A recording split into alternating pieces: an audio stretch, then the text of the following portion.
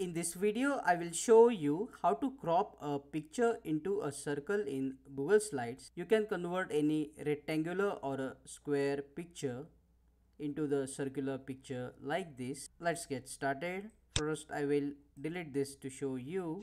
To crop a picture, first insert the picture from your computer or any other source. Then click on the picture to select the picture.